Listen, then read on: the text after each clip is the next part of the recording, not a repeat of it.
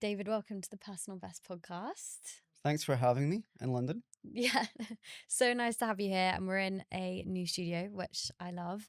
But I'm so excited to chat with you today as a fellow podcaster. You are the host of Origin Stories. And I know that you've spoken to loads of different people from all walks of life about their personal stories. And I think it'll be nice to kind of flip the script today and ask you the questions about what you've learned and also find out a bit more about your personal story, which maybe you don't always get the chance to share. So, can you give the listeners an insight into your own origin story? How did that little kid growing up on a council estate in Scotland end up interviewing these high profile individuals that you have?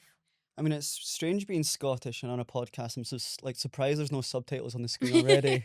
Like you're gonna have to get a translator in just for me doing English to English. Look, your warm welcome is amazing. I never thought I would be on a podcast sharing my story because of where I grew up, how I grew up.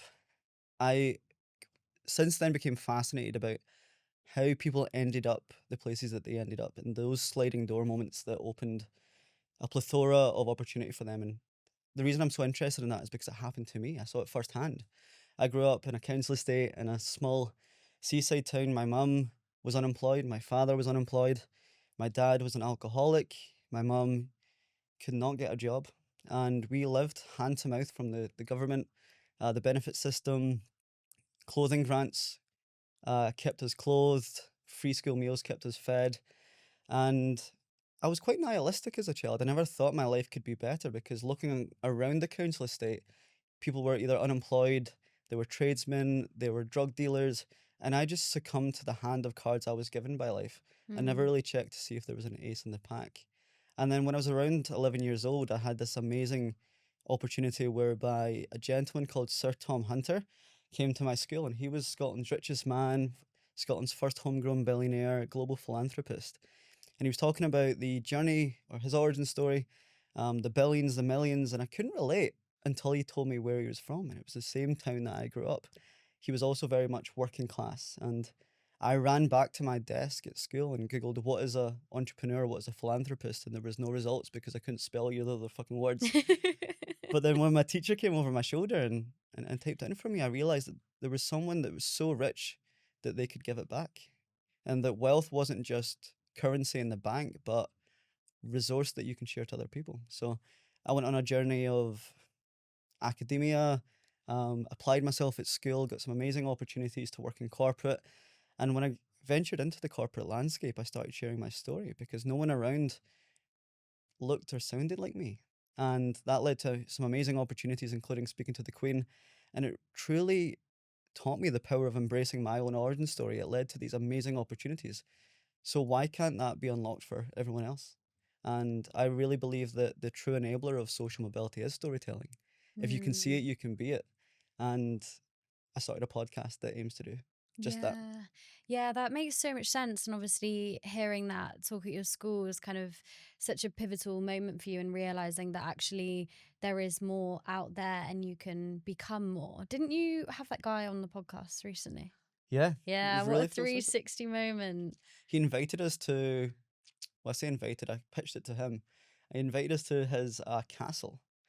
So he's got a castle in Scotland called Blair Estate, and he gave us his private office. And no, he's never shot a podcast in there. Doesn't say yes to everyone. And yeah, the kid that grew up in the council estate that was at that assembly Mm. hall had a full circle moment to be interviewed the guy to interview the guy that lit the fuse. It was crazy. Yeah, amazing. I'm gonna have to go away and listen to that episode. But without delving too much into the whole childhood trauma thing, when We can. you were, growing up in the environment that you've explained, like, did you feel the lack? Did you kind of look at other people and realize that your family were struggling and there were people that were better off, or were you kind of unaware of that at the time? I think high school is such a catalogue of that Mm. because it's the earliest semblance of the status games that we play. You see what people wear to class, you see what type of lunches they have, or what holidays they go on, or what they achieved or received for Christmas. And our brains are naturally in that comparison mode. And I had the cheapest of clothes for school. We had often didn't have lunch at school, or we had free school meals. We didn't go on holidays or the school trips. And I guess, especially at those formative years, all we want is a sense of belonging. Mm. And if you can't visually see the cues that create relatability through branding or clothing or experience, then you instantly feel ostracized. So I didn't really have many friends because I was scared to fit in. And that plays a bit of a tax on the mind as a young person. You then, well, at least I did, want those things because it allowed for connection. It wasn't for having the logos, the fashion, the tech, or whatever. It was just to fit in. And I didn't really want those things. I just wanted what they afforded me, which was community. So I was really aware of that. And I feel sorry for like single parent households or low income households where parents are almost forced to enter bankruptcy or debt to enable that for their kids. And like I said, the kids don't actually want the tech, they just want what the tech affords them, which is community and friendship and belonging and, yeah, the semblance of community because they tie their self-worth to it. Yeah. Um, and it's so fragile at that age as well. You're so right. And I think you've explained that so beautifully. But like you said, I think particularly in those like teenage years when you're in secondary school, there's so much social politics that's going on, and you do just want to like fit in with the crowd. And I can so see in your own story how that kind of pushed you to then um I guess, like, go on to do more and create more for yourself. But I'm really interested in this idea of how much of who we are is shaped by our experiences growing up and the people that we surround ourselves with, and how much of it is personal to us and comes from like our innate drive and ambition. Mm. I think if you come from a traumatic background or a lower socioeconomic background, you kind of run off two engines.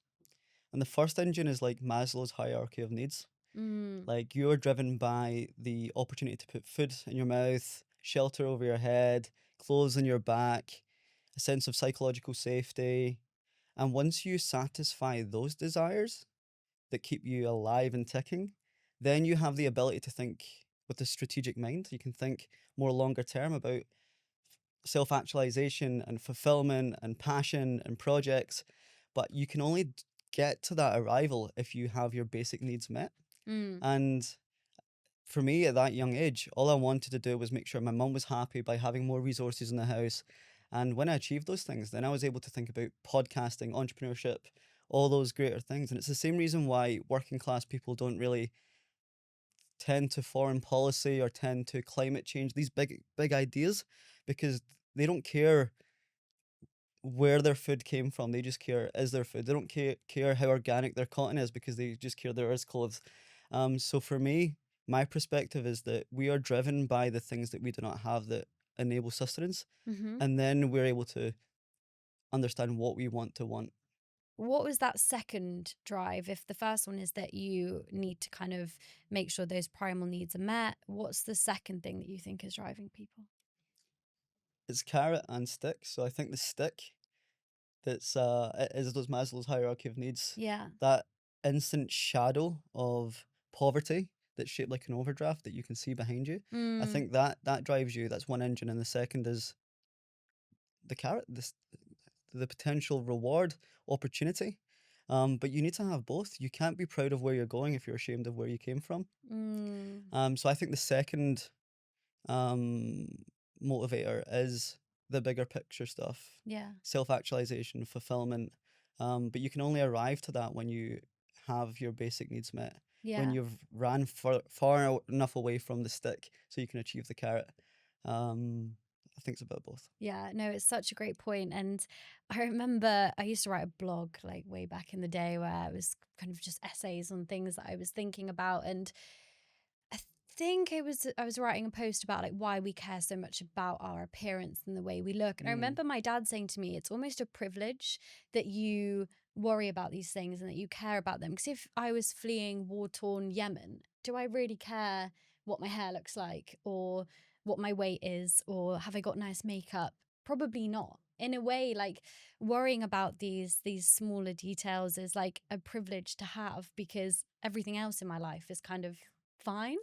So you're absolutely right in terms of like where those different drivers come from. But I think a really interesting point in that is the role that adversity plays. Mm. I know that you've spoken to a lot of different people on your podcast, very successful people. What role do you think hardship plays in those stories for people? I love this quote, and it's the habits of a vigorous mind are formed in contending with great difficulty. When a young mind is animated by scenes that engage the heart, traits that would otherwise lay dormant wake into life and form the character of the superhero. And obviously, I can like recite that like line by line because it speaks to me so much. Mm. It gives me the fundamental core components that allow me to thrive in very ambiguous, difficult environments.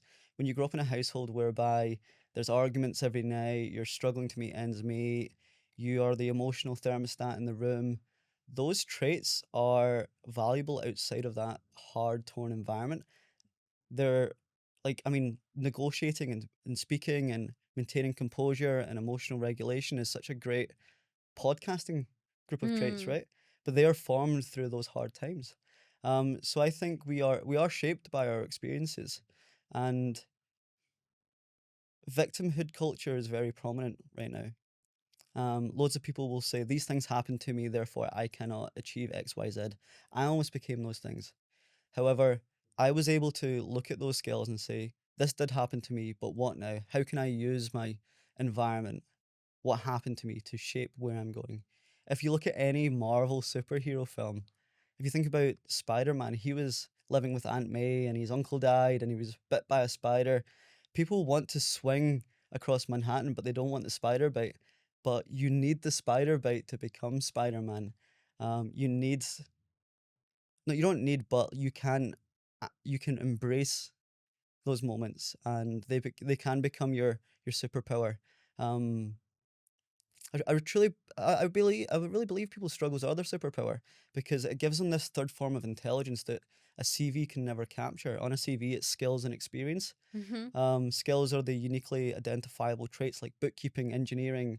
Experience is the application of those skills in specific environments across specific durations. But the third thing that we don't measure in a CV is like resilience or like if skills were IQ, experience was EQ, I'd say there's RQ, resilience quotient, and that's the ability to maintain composure and gain insight from difficult things that no one else has seen. Each difficulty is a learning experience, a touch point whereby you can get data, feedback, and insight that only you have, and displayed to the world creates innovation because no one else has experienced that thing. And your externalization, an expression of that, is your unique intelligence because no one else has it. It's your specific knowledge. It's your own story to tell. There's so much intelligence in our own stories, but so many people are ashamed to tell them. Therefore, they never get to capture the true essence of them and express that to the world. Yeah. Taking care of your mental well-being is one of the best things you can do to become your personal best. That's why I'm excited about BetterHelp, the paid partners of this podcast. BetterHelp is on a mission to make therapy easier. For me, therapy was something I considered for a long time before finally taking the leap. At first, I wasn't sure what to expect, but just having a safe space to talk and unpack my thoughts has been a real game changer. But the biggest thing I've learned is you don't have to wait for things to be unbearable to reach out for help. Therapy isn't just for when you're struggling, it's also an amazing tool for personal growth, gaining clarity, and building confidence in yourself. BetterHelp is an online therapy platform connecting you with credentialed therapists from the comfort of your home. To get started, just fill out a quick questionnaire and you'll be matched with a therapist within as little as a couple of days. And if the first one isn't quite right, you can switch therapists anytime without any awkward breakups. If you're ready to give therapy a try, then head to betterhelp.com/personalbest and receive 10% off your first month of therapy. Now let's get back to the episode. I definitely agree with you that the victimhood mindset has become quite prevalent in our culture today. And I was listening to a podcast with Mark Manson and Chris Mm. Williamson recently, and they were almost saying that everybody has kind of got their own victim card now, whether you are, black or, gay or white or male, that everyone's trying to play into that victim thing. And it's almost that everyone feels as if there's prejudice against them in some form or another. And as you said, it kind of becomes an excuse for why you might not have done the things that you want, or you might not be far along in life as you had hoped. But I spoke with Michael Smoke recently. The episode isn't out yet, but one of the things he said is there's someone out there who's had it worse and done it better. And like that rings in my head all the time when even I like fall into kind of the victimhood trap. But I think in your own story, it's so interesting how you weren't the victim of your circumstances. And in fact, you've become the master of them in a way. And I wondered how you would advise other people to do the same. It's a really good question. It's definitely a mindset shift. Because like you said, the world, the news, media showcases that there are all these traits that we should be ashamed of, or are limiting factors, whether it's your sexuality, your ability, your race, your gender, your socioeconomic status. It's so much easier to just excuse yourself from success because the media tells us that these characteristics are limiting factors. But if you're able to eject yourself from that mindset and look for role models who have had similar stories or worse stories and study their trajectory. I think it's why autobiographies are never out of date. Like, we have transgressed so many different forms of media from what was radio to now podcasting to TV to movies to now like augmented reality, but autobiographies never go out of fashion. And it's because they show distance traveled. I really believe the distance between two people is an origin, the closest distance between two people is an origin story. And I think by examining the autobiographies of people that are doing things that you said that you would, or come from backgrounds that you have maybe experienced, I think that's a really great source of inspiration to change your mindset from victim to victor. Yeah, definitely. And it's a frustration that I have sometimes when I listen to podcasts where it's one successful entrepreneur talking to another successful entrepreneur, is they miss the origin story Yeah. out of the conversation, and suddenly they're talking about getting these £1 million investments in their business and the success that they've had, and I'm like, wait a minute, but everyone had to kind of start from somewhere, and it makes it quite difficult, I think, to relate to those experiences, and then it ends up feeling so out of reach that it's like, well, I may as well not even bother. So I think that's a really great point about looking for people that you can kind of relate to, and that have those lessons to share. You've explained like your upbringing and kind of the environment that you grew up in and the people that you were around. Have you faced any negativity or kind of backlash from people that you grew up with, and they see what you're doing now, and I don't know, maybe don't cheer you on as people might expect? I mean, there's two camps. There's without. I'd like to put like focus on the positive. There's a whole cohort of people from my background who do celebrate me and celebrate the change that I've made because they have seen how hard it was for me growing up, whether it's neighbors or my local community or people at school or teachers or role like distant mentors in the community. And they're very proud of how I ended up because they realized the distance travel is very, very far.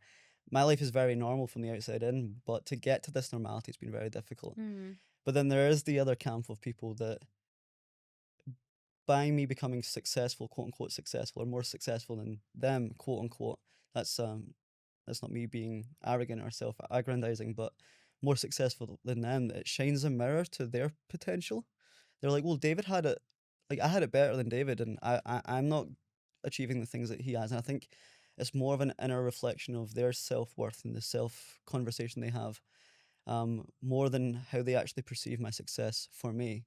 Mm. When you break the mold, and by mold I don't mean like a mold of an object. I mean mold as in mold you'd get in a house.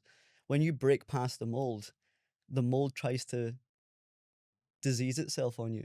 They try and claw you back. They try and discolor your story. They try and remind you of your flaws or that maybe you weren't. They try and remind you of where you came from.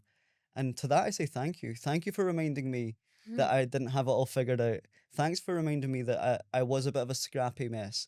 Thanks for reminding me that there was a work in progress version of this, because that is intel that I need to remind myself when marinating an achievement.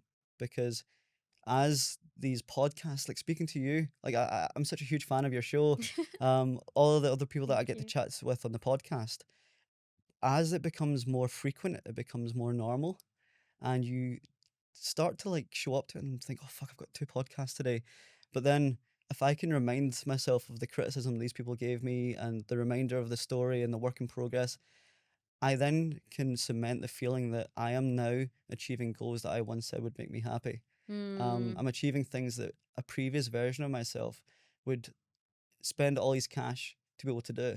I think, especially in today's culture, when we have instant comparators on our social media apps, there's always people we do not know with things that we do not have in places we've never been.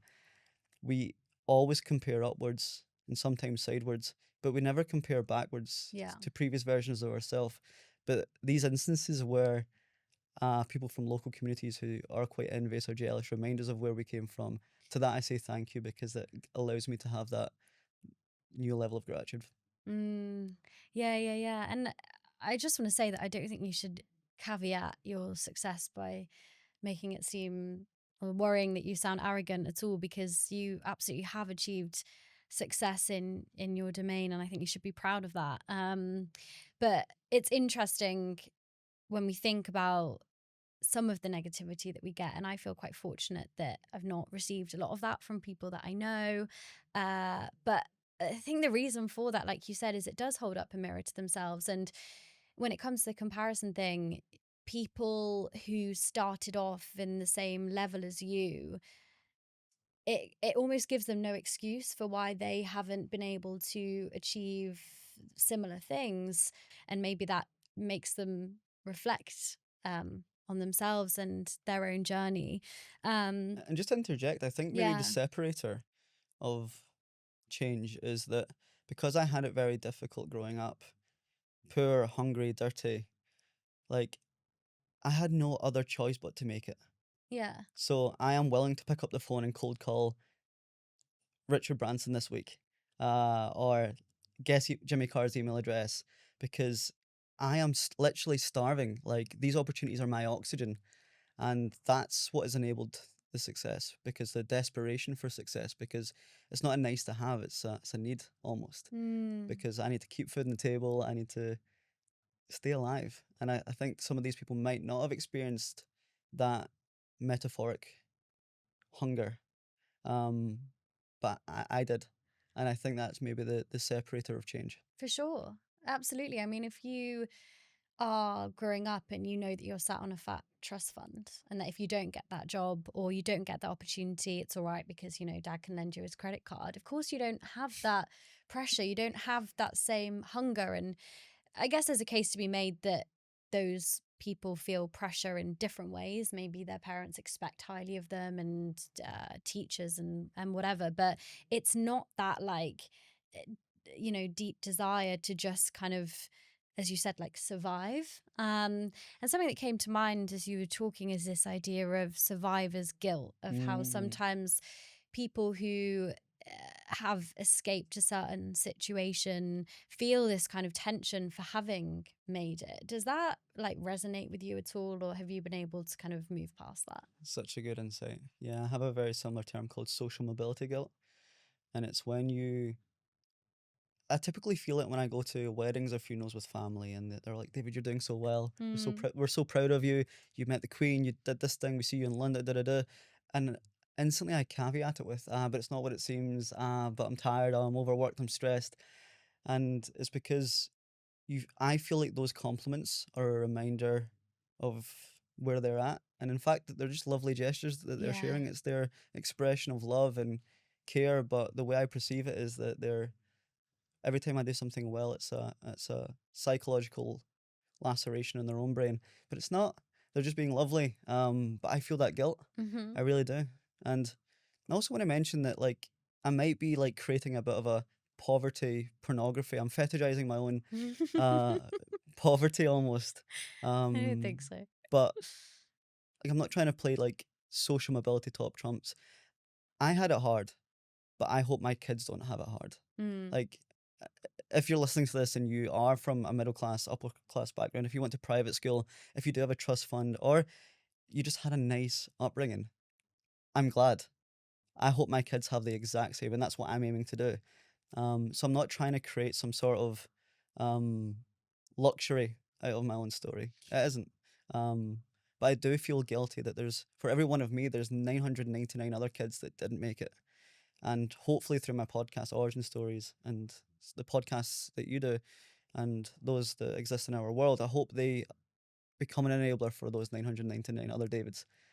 But I do feel that sense of survivor's guilt and social mobility guilt. Yeah, I know exactly what you mean. And it is hard to acknowledge your own success sometimes. I went to a event the other day for young entrepreneurs, and I guess I felt a bit inferior being there because these are 20-year-olds who've created their own AI company, and I'm like, oh, I have a podcast. And I kind of came away from that event and realized how confidently everyone else spoke about their endeavors, and how I always uh, am nervous to come across as being arrogant or acting like I'm doing better than I am. So I do acknowledge like the pitfalls and how difficult it can be sometimes. So I think it's an important reminder to people that yeah, I think you can be proud of what you've achieved, and that, as you said, like those people are just genuinely being curious and kind. So that's a good reminder for myself as well. It's so difficult though. Like I feel like, especially in this world whereby there are so many 20-year-old AI startup founders, and it seems like every friend's exiting a business or driving a Ferrari Mm-hmm. these days, or making it big on crypto or whatever. Um, it is very hard to feel self-worth. Um, and it's almost as if you have to prove your success to the world first before you can prove it to yourself. Mm. Once the external acknowledges it, then the internal can.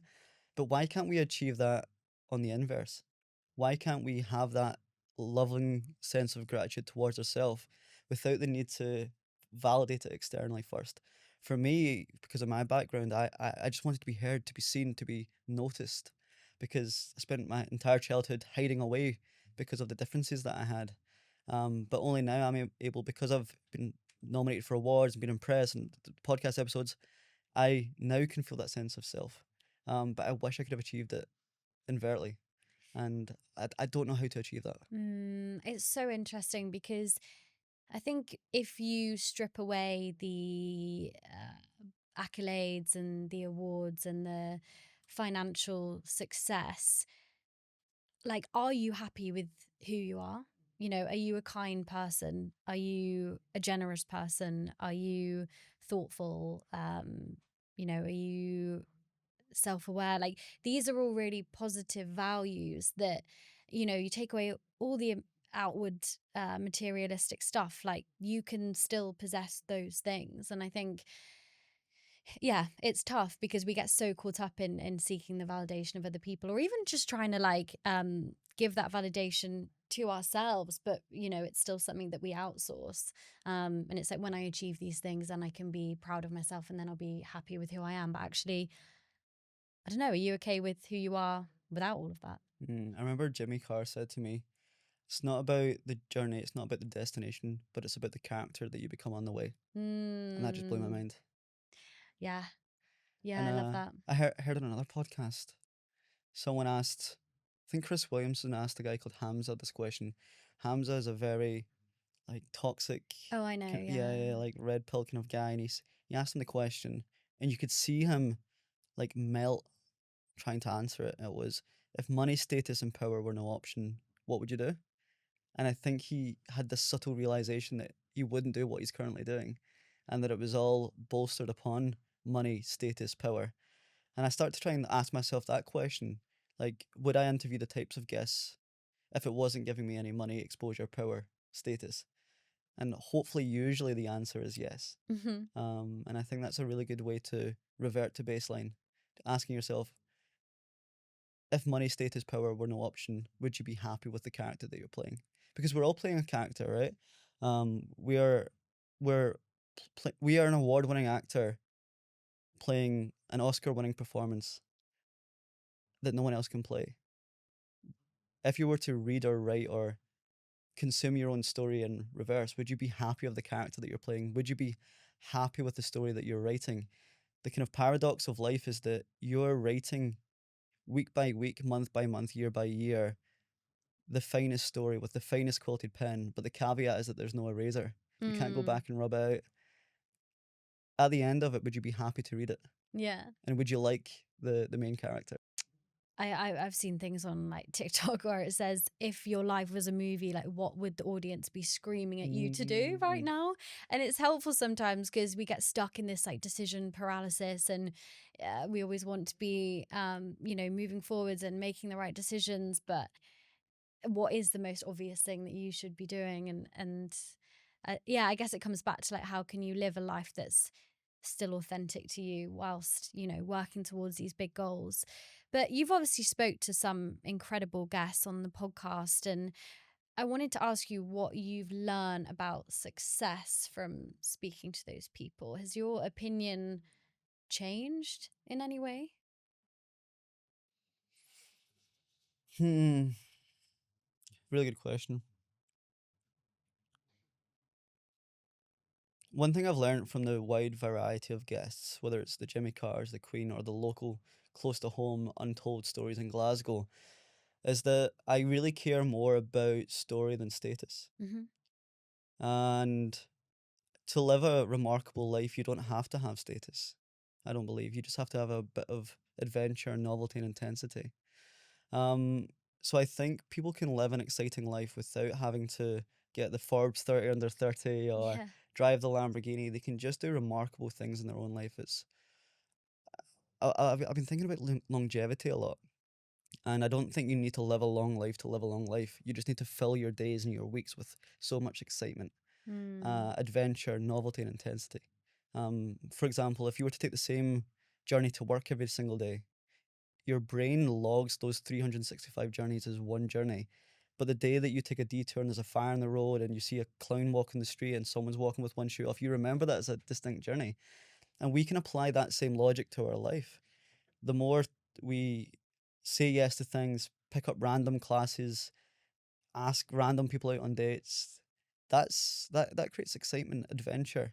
And I think from my guests that I've had on, it's not the most prolific celebrities that have got that. It's sometimes just everyday people that have had remarkable experiences in their own community. So I think that that's something I learned from success. Mm. Um, Something I've been marinating on a lot as well is that we shouldn't trust successful people, because often at times they don't know why they're successful.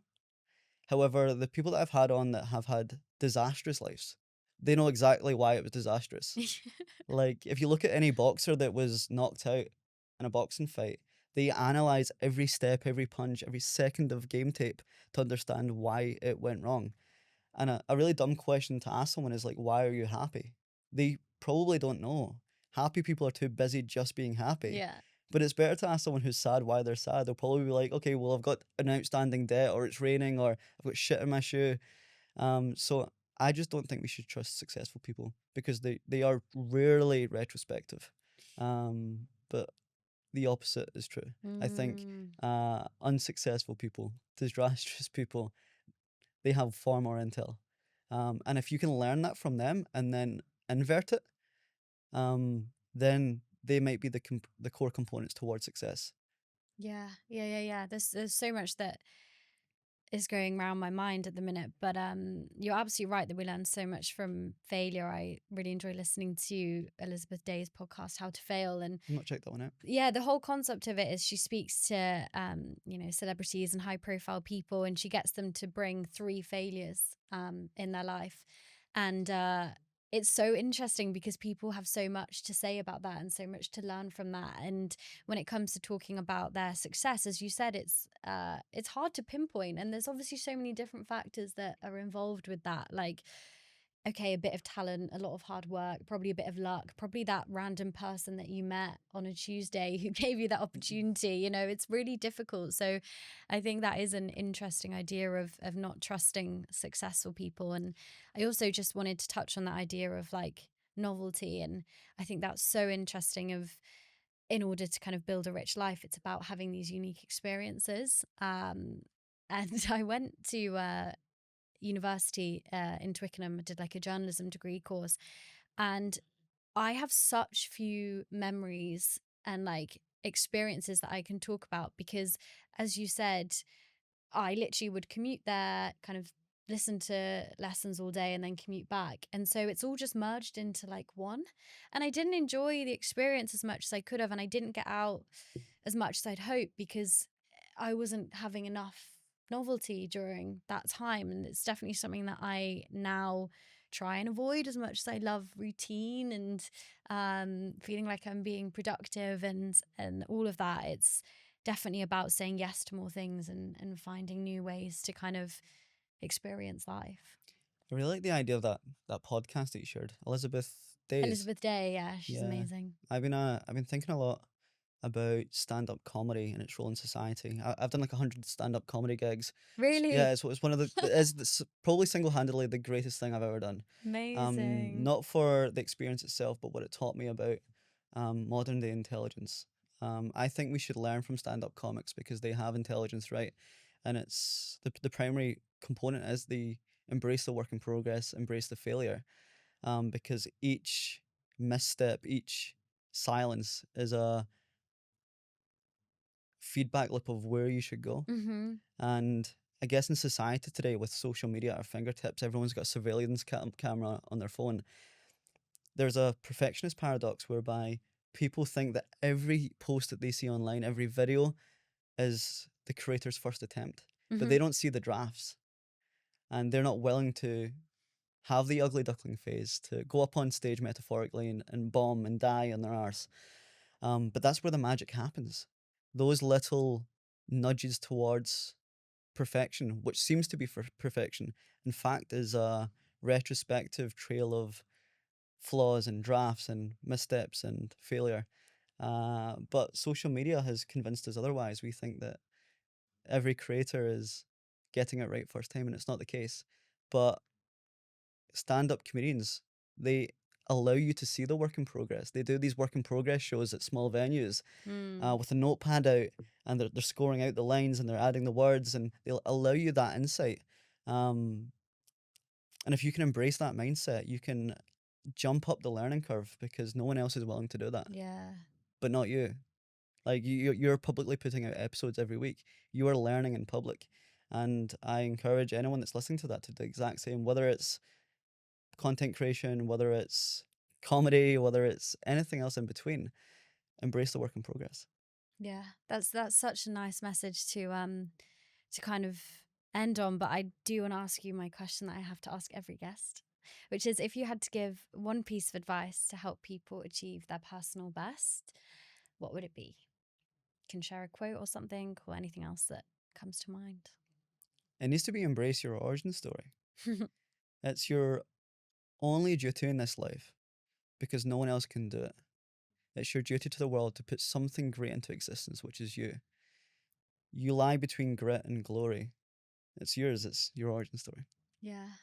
I love that. And I genuinely think it's such a great concept for the podcast because, as you say, everyone has one. And there's so much that we can learn from hearing people's stories. And you ask such brilliant questions that I think really, um, gets the best information out of people. And it's so similar to another quote that I like to share, which is no one can beat you at being you.